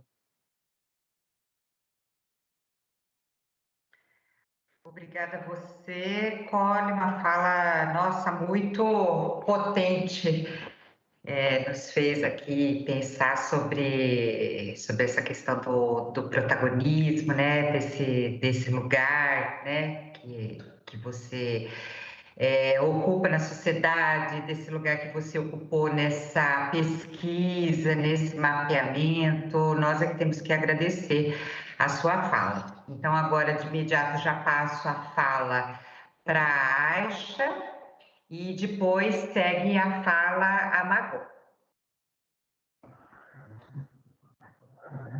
Pois então, gente, quero agradecer o convite de vocês, quero agradecer ao pessoal do SEDEC, o pessoal do gabinete do Eduardo Suplicy, o Jordano, por ter me proporcionado de ser uma pesquisadora. Aprendi muito com esse trabalho de pesquisadora do mapeamento trans, conheci muitas pessoas maravilhosas, senti um pouco das dores dos próprios entrevistados que eu entrevistadas. Teve situações que eu tive que entender, não como pesquisadora, mas como humana, de ajudar em algum sentido algum entrevistado da pesquisa. Vejo que ainda A questão de violência, de não respeito a leis, a decretos que existem na cidade, existe muito. Principalmente no SUS, na questão de hormonioterapia. De 54% não tem essa chance, não tem essa oportunidade. Mas, infelizmente, as filas desse processo de hormonização, tanto no ambulatório TT como nas outras UBSs que atendem, são muito grandes. Então, a gente teria que dar uma olhada sobre isso, ver o que poderia ser feito, o qual poderia ser o prolongamento para essa atividade, desse atendimento. Outra coisa que a gente não faltou no nosso mapeamento foi pessoas periféricas, pessoas transperiféricas. As questões de como elas se encontram hoje em dia. A gente relatou muitos, assim, que eu percebi no mapeamento, foi pessoas trans que têm uma faixa de renda muito melhor do que pessoas periféricas. Na periferia mesmo, a gente não conseguiu entrar devido à pandemia. Mas foi uma experiência maravilhosa, deu para levantar os bons dados. Graças a esse mapeamento, eu decidi concorrer à eleição do Conselho Municipal, onde eu tive uma grande surpresa de ter sido eleita nesse ano como a mulher transexual mais votada. Espero e já estou, junto com a coordenação, fazendo muitas coisas, pautas para que sejam feitas, não só que fique no papel. E acho que é isso, não tenho muito o que falar. Eu gosto mais de fazer as coisas do que muito dizer.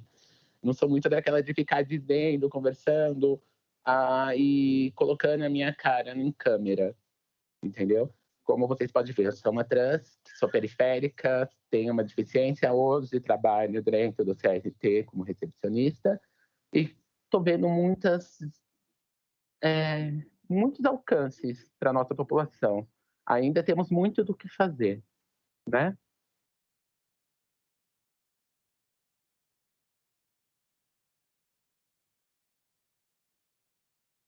É isso, Elizabeth, não tenho muito o que falar. Espera aí que deu um...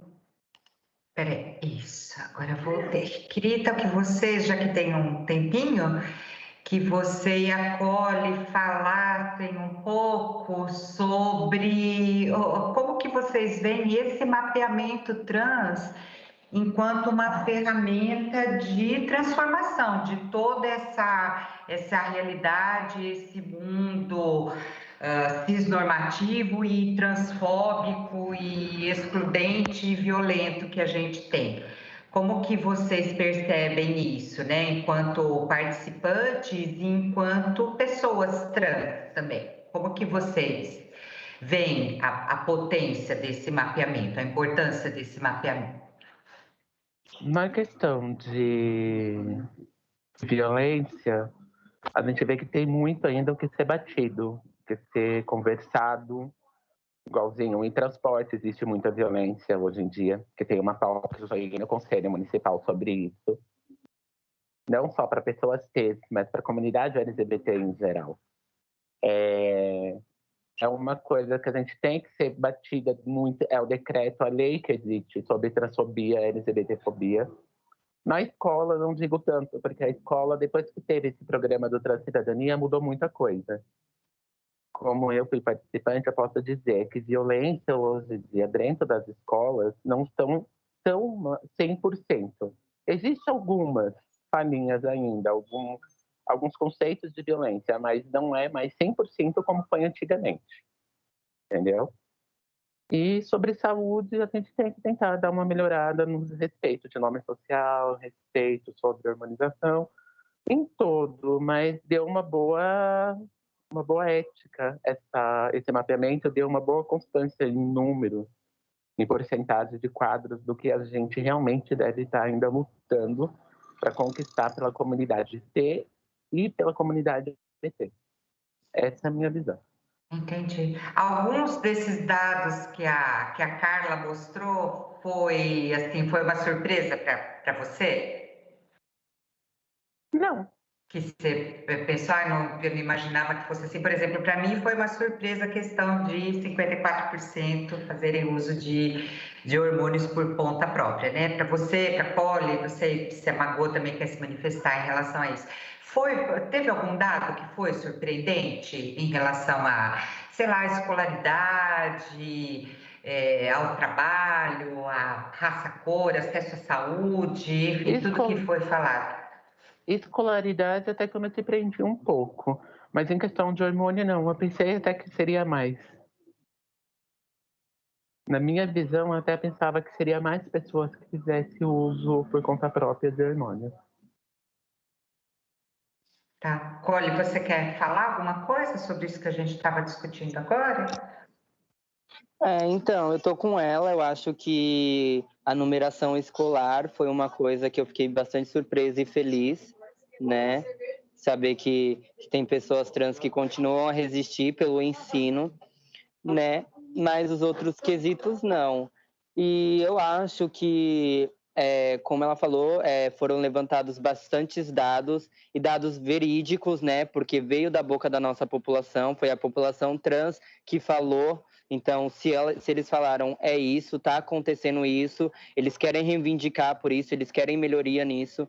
Então, que possa ser usado para muitos debates, que possa ser usado para uma qualidade melhor de vida para a nossa população, que as pessoas LGBTs, né, que estão nesse lugar de privilégio, principalmente pessoas cis LGBTs, que têm esses lugares nas câmeras, nos senados, enfim, usem, né, desse material para reivindicar, para conseguir debater, mas que também leve a nossa comunidade, né, para que a nossa comunidade afirme, para que a nossa comunidade dê mais argumentação do que só os dados, né, porque os dados vêm, mas existe toda uma história atrás dos dados, então é importante saber a história atrás desses dados, o como que essa sociedade, o como a nossa comunidade chega ali, o que a sociedade faz para a nossa comunidade estar naquele lugar, o que a nossa sociedade faz para que a gente não esteja nesse lugar, o que a sociedade fez para que o número de escolaridade de pessoas trans subissem, né? A gente precisa também entender como essas pessoas trans foram acolhidas na escola, para que outras pessoas saibam acolher os nossos corpos em outros lugares. Tá ótimo, então. Muito obrigada. Acho que agora a gente pode passar a fala para a Margot. E depois a gente dá sequência aos questionamentos e já parte para o encerramento. Pode falar, Margot.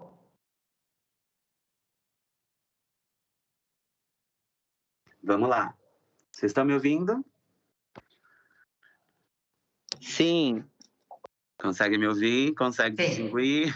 Estamos, sim. Pode seguir. Gente, bora lá. Deixa eu me sentar. Bom, em primeiro lugar, quero dizer que é de fato um momento, né, histórico, esse que a gente divide no sentido de estar produzindo, né, e produzindo esses dados, esses números, refletindo sobre o que a gente se deparou diante do mapeamento, no processo do mapeamento, né? E algo que era muito importante para mim desde o início era ter contato com esse grupo incrível de pessoas pesquisadoras para até alinhar, né, algumas questões que são muito importantes, são muito caras, sobretudo quando a gente pensa que os dados eles não são como goiabas em goiabeiras, né? Eles não estão ali disponíveis e a gente vai lá e abocanha e só colhe como se houvesse uma neutralidade na produção desses números, né? Mas que são números que refletem muito esse ponto de partida, né? E, sobretudo, reflete quem produz, né? Quem os produz. Então, me aproximar a respeito da participação das pessoas trans nessa produção e, especificamente, a minha participação enquanto entrevistadora foi, de fato, muito importante, ainda mais nestes momentos em que a gente vive já há mais de um ano, foi muito importante me aproximar dessas 20 e tantas pessoas com o qual eu tive a honra de desenvolver esses processos de entrevista, onde eu pude me sentir também acolhida, ao mesmo tempo que exercendo e fazendo as questões que precisava fazer, seguindo os roteiros que a gente precisava. E é muito relevante que a gente esteja ocupando esses lugares, sobretudo porque há, como é comum em outras questões de identidade, sejam elas da identidade branca, da identidade cisgênera, da identidade hétero, alguns vícios que inclusive aparecem e apareceram, né, nas falas do Jordano, mas também da Carla e das minhas parceiras Aisha e Cole, algumas coisas que, de fato, a gente precisa... É importante que a gente esteja no sentido de alertar e no sentido de dizer, olha isso, né? Então, por exemplo, eu me lembro que quando eu entrei, foi muito importante a gente refletir sobre a necessidade, a real necessidade de produzir algo que insistisse, e aí esse insistente, né? essa insistência com C, de cisgeneridade, que insistisse na distinção entre mulheres trans e travestis. Ainda que esse seja um tópico que não é vencido, e eu acredito que é um tópico também que não será vencido, até porque a gente tem aí um ranço de 30 anos de patologização ativa das nossas identidades, né? E essa patologização, o que ela produz, né? É importante a gente refletir sobre o que é produzido a partir disso. E na minha aposta, eu tenho discutido e conversado isso, né? Nos meios que ocupo, com as pessoas com as quais eu dialogo, nos coletivos que eu faço parte, do quão essa patologização ela plantou um ranço, né? O discurso, como a gente sabe, ele produz a realidade. Então, algumas rixas, algumas disputas, eu fico muito feliz de poder dividir a contemporaneidade, né, com Aisha, com Cole, com tantas outras e outros e outras, para o qual não há tanta pertinência a alguns debates que, durante tanto tempo, foram tão pertinentes ou pareciam ter tanta pertinência. E entendendo que essa distinção, ela nasce no processo ativo de patologização das identidades trans, por meio das ciências psi, sendo elas a psicanálise, a psiquiatria e a psicologia. Então, em primeiro lugar, assim, quando eu chego e eu conheço essa equipe maravilhosa, a gente tem um debate a respeito da... Vocês estão me ouvindo bem? Sim, estamos. Sim, estamos sim. Margot, pode seguir. Um debate sobre o que era, se tinha relevância a gente insistir nesse debate. E aí, bom, fomos para as entrevistas e dentro do processo de entrevista isso ficou bem explícito. Porque é isso, assim, né, gente? O fato da gente ser trans, o fato da gente ser travesti não nos coloca num lugar, ou pelo menos na minha aposta, não deveria nos colocar num lugar de necessariamente autoridade. Né? Ainda que o Brasil seja um país que nos obrigue e que faz do nosso respirar e que faz de cada aniversário da gente um ato político, ainda que a gente seja jogada nesse lugar, é preciso também garantir, na minha aposta, na minha leitura, o direito de que existir não deveria significar ao mesmo tempo que reivindicar direitos e ter um compromisso, uma agenda ativista, uma agenda militante, né? Então, nesse sentido, é muito importante dividir essas novas preocupações, essas novas pertinências e que apareceram e acabaram se confirmando no decorrer das entrevistas, à medida em que a gente ia lançando essas provocações, né, e esses processos todos. É muito relevante que a gente possa ocupar. Então, esse processo todo, desde quando a pesquisa, né, o mapeamento ele foi proposto, em que ele encontrou atores e atrizes, né, pessoas atuantes que se levantaram e que lançaram questões, mas que também propuseram, né, lançaram suas críticas nesse sentido, eu acho que fez com que essa equipe, especialmente, muito atenta e com muito esforço para realizar essa escuta atenta, né, e de atuar nessas posturas, isso contribuiu muito para que a gente pudesse crescer ao longo do processo e que a gente pudesse também estar atenta para descobrir, né, e para ter contato com aquilo que era importante, né? Como, por exemplo, a gente viu aí, dados a pergunta que eu não me lembro quem que fez, acho que foi a Elizabeth que fez a respeito não me lembro se era da formação, que a Beth fez uma pergunta, você não estranha tal número não te é estranho? Sobre isso, eu fiquei refletindo muito sobre também outras, apesar deste ser o primeiro mapeamento, e aí multifatorial, vamos botar assim, mas vários babados ao mesmo tempo, e não só pessoas trans e violência, pessoas trans e blá, blá, blá, pessoas trans e blá, blá, blá, um tema maior, mas algo mais aberto, que pudesse abranger outros temas, né, questões mais plurais, digamos assim. A gente sabe que existem instituições, né, existem coletividades de pessoas trans, como, por exemplo, a Associação Nacional de Travestis Transsexuais, com os quais a gente já... ou seja, questões metodológicas de levantamento, assim, no muco, no braço, entendeu? Levantando dados e produzindo, né?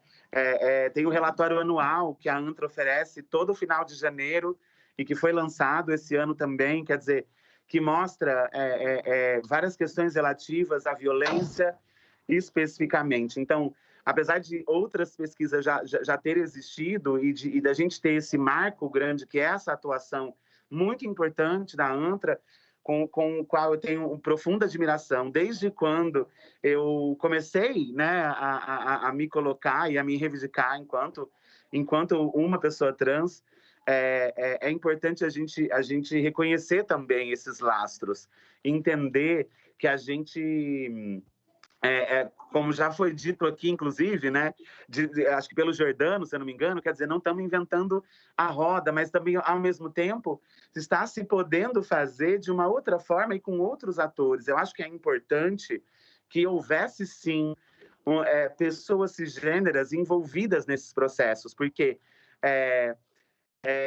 eu acredito que torna isso mais plural, tornam as perspectivas mais plurais, tornam algumas dúvidas e transformam, tem a possibilidade de transformar. Então, na minha leitura, na minha aposta, trazer a participação de pessoas trans, seja aplicando o questionário na primeira etapa, seja na minha figura especificamente, como convidado especialista de gênero e que também vem de um ranço, né, devido aos processos do mestrado, com relação a atravessar instituições sempre sozinha.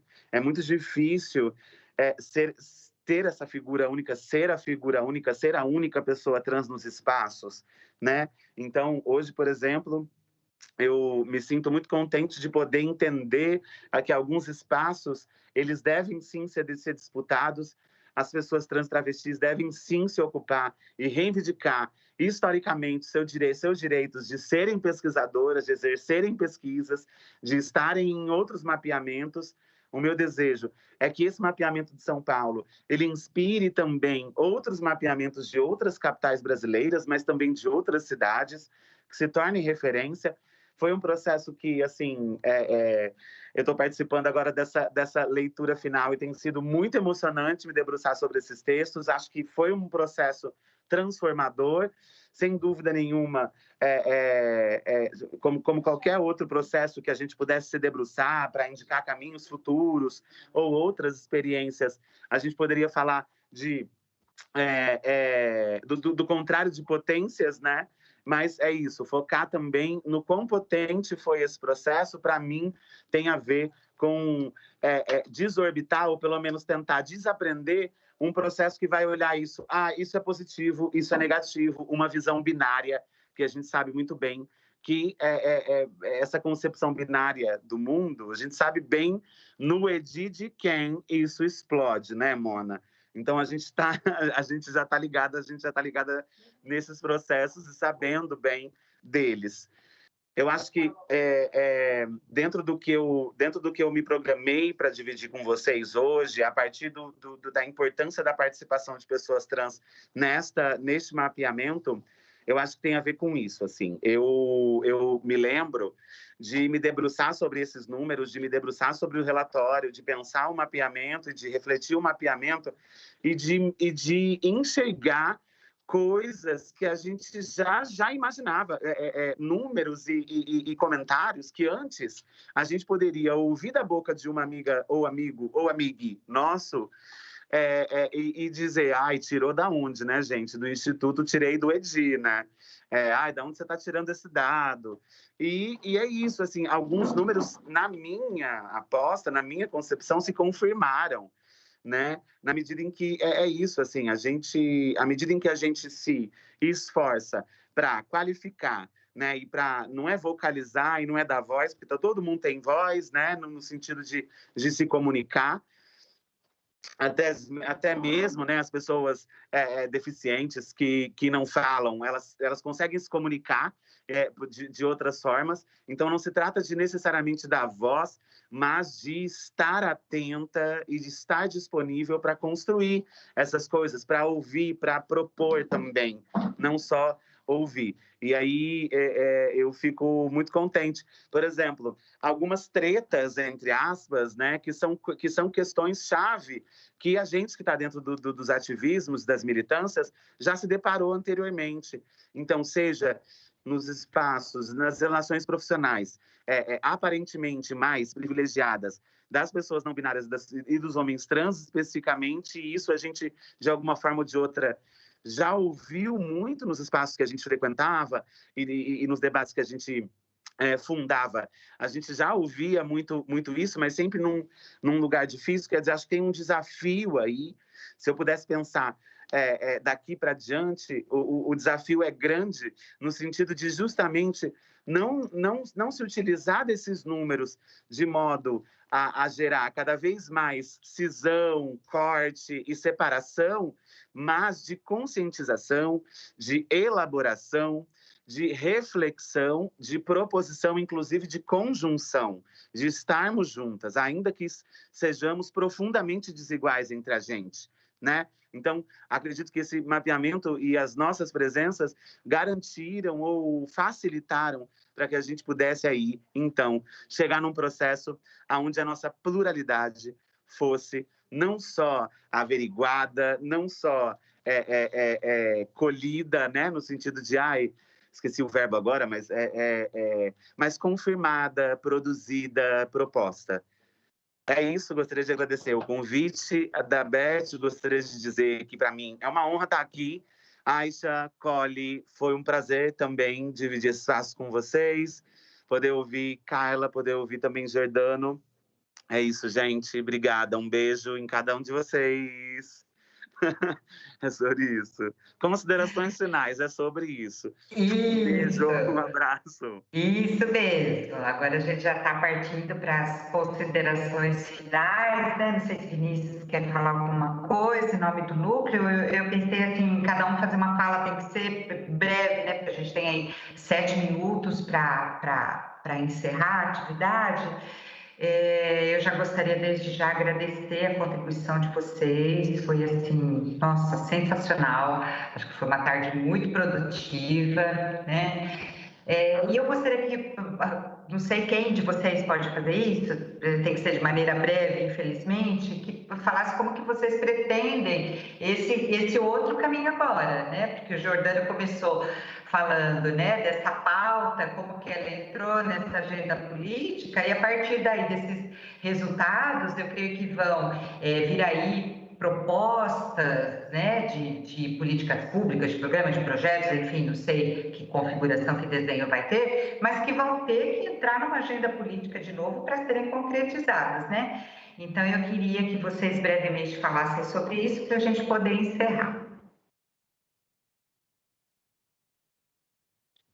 Eu também só queria agradecer a todas e todos novamente pela tarde produtiva, saudar a Magu, que eu não tinha falado com ela antes, E também reiterar, né, esse convite, né, para que a gente possa também contribuir com a segunda fase, também contribuir de alguma forma, né, com os debates que eu acho que vão ocorrer, né, não só aqui nas instituições, mas também, né, na formulação das políticas públicas, no legislativo e no executivo. Então, a gente está à disposição também para contribuir, né, com o nosso know-how da Defensoria nessas questões todas que eu acho que serão enfrentadas e que esses dados serão importantes, né, para subsidiar políticas públicas. Não sei o que vocês estão pensando também, né? Acho que seria legal de ouvir um pouquinho.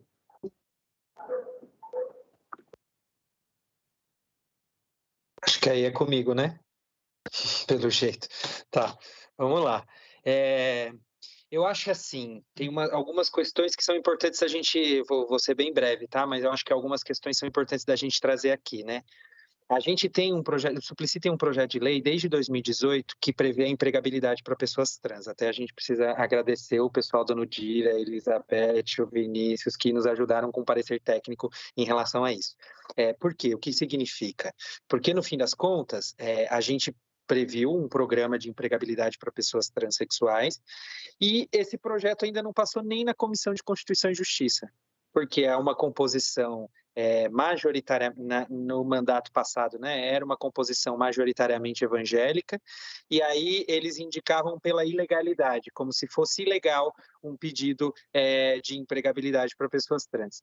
E por que eu trago esse exemplo, né? Porque eu acho que esse exemplo ele é muito simbólico para mostrar que as barreiras elas são colocadas em todos os espaços e não seria diferente no espaço institucional, que sobretudo você tem uma discussão do público aí que você joga com bases que são extremamente conservadoras. Então, eu acho que um dos grandes legados desse mapeamento pode ser justamente a gente ter condições e artifícios para conseguir fazer essa disputa. Acho que esse é o primeiro grande legado, da gente trazer uma ressignificação, porque eu lembro que do Transcidadania, grande parte do Transcidadania da mídia, eles começaram a parar de bater no Transcidadania em 2015 e 2016, porque se assumiu uma narrativa de que o Transcidadania livrava, entre aspas, as mulheres trans da prostituição. Então, até a narrativa que serviu para a própria direita de parar de bater em políticas para pessoas transexuais, ela é moralizante, ela é problemática, ela é enviesada. Então, eu acho que a gente mostrar, eu acho que o primeiro passo desse mapeamento é justamente, o primeiro legado é justamente tanto qualificar políticas públicas, mas aí está dentro de uma atuação muito mais da prefeitura, né? A própria secretaria que tem agora todos os artifícios na mão de pensar o que vai fazer a partir daí, como transformar e construir políticas que sejam mais efetivas para a grande diversidade de pessoas transexuais que existem na nossa cidade. Mas, além desse aspecto mais direto, né? Agora a gente tem dado, vamos construir políticas públicas com base em evidências. Mas, além dessa dimensão mais pontual, eu acho que essa dimensão política é a mais importante. Primeiro, como uma dimensão para a gente poder fazer essa disputa política dentro da Câmara, para que a gente possa avançar com políticas, mas, sobretudo, a gente conseguir trazer cada vez mais pessoas transexuais para fazer essas disputas por elas mesmas. Então, eu acho que um processo, não vou dizer que isso é responsabilidade do mapeamento, porque não é, mas é muito importante ver, por exemplo, Érica Hilton, Samara Sóstenes, todas as três bancadas do PSOL, Caroline Yara, 3 bancadas do PSOL com pessoas trans. Então, essa representatividade, que é uma representatividade que vai muito mais além do que um espelhamento, nós não estamos procurando espelhamento, não é só ter pessoas transexuais por pessoas transexuais, como Tami Miranda, por exemplo, e ser uma pessoa que não luta por essa pauta e não luta pela elevação do grau de cidadania dessa população. Então, mas eu acho que agora a gente tem artifícios para, de fato, discutir essa questão de uma maneira um pouco mais qualificada, com base em dados, pensando em políticas, em discussões mais concretas, porque agora a gente sai, porque a expectativa de vida de pessoas transexuais no Brasil é 35 anos, porque morre uma. Então, além desses dados muito estigmatizantes, que até reforçam um estigma, ou que reforçam essa dimensão da violência, conseguir ter uma variedade e uma riqueza de dados, eu acho que vai nos ajudar, acima de tudo, a conseguir fazer uma disputa política por um espaço, por mais direitos e pela elevação do grau de cidadania de pessoas trans. E, sobretudo, garantindo que essas pessoas, de fato, possam estar à frente desse processo. Então, eu acho que nós, enquanto instituições, mandatos e tudo mais, eu acho que a gente tem um pouco esse papel de somar ou de criar as condições para que isso possa acontecer. Então, eu acho que agora a gente tem um legado, um produto aí para pôr debaixo do braço e fazer essa disputa, que ela não vai melhorar, ela não vai ser mais fácil do que ela foi, mas, de fato, a gente vai ter mais armas para conseguir fazer essa disputa e, de fato, conseguir elevar o grau de cidadania e que as pessoas transexuais possam estar onde elas quiserem, sendo respeitadas e, acima de tudo, em um espaço de poder. Gente, licença, eu posso apresentar uma exposição para vocês rapidinho? É uma exposição que tem aqui no Palco Lapa, né? Do 8M, de mulheres trans e travestis, né? Que a Casa NEM, junto com o Palco Lapa 145 aqui, fez, né? Essa exposição do 8M, mas acredito que essa exposição... É Rio de Janeiro, né? Só fala que é Rio de Janeiro, não é isso? As representatividades trans e travestis, Érica Hilton aqui, Renata Carvalho, grandiosa, Malunguinho, Indiana Arai, né, madrinha, idealizadora da Casa NEM, entre muitos, Chica Manicongo, Resistência aqui para nós, né, Brenda... Olha, o Vinícius está perguntando se isso é no Rio de Janeiro, é isso, né? Isso, aqui no Rio de Janeiro. Tá legal.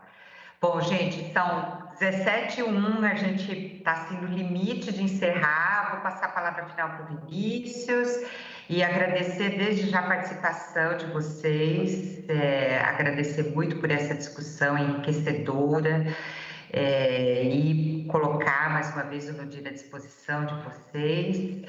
E um grande abraço e vou deixar aqui para o Vinícius fazer as considerações finais. Eu já fiz os agradecimentos também, reitero os agradecimentos, né, pela tarde riquíssima, nos colocamos novamente, né, à disposição para contribuir com a continuidade do projeto, para participar dessas discussões, né, seja elaborando notas, seja estando presente nos debates também, né, em audiências públicas, como sempre fizemos, né, Beth? Então, estamos abertos aqui à disposição.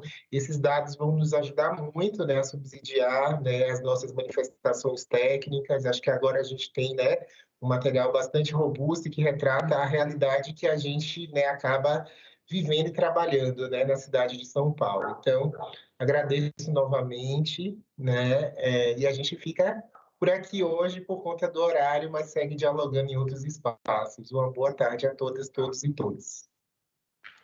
Tchau, gente. Boa tarde. Mais uma vez, muito obrigada. Tchau. Beijos. Tchau.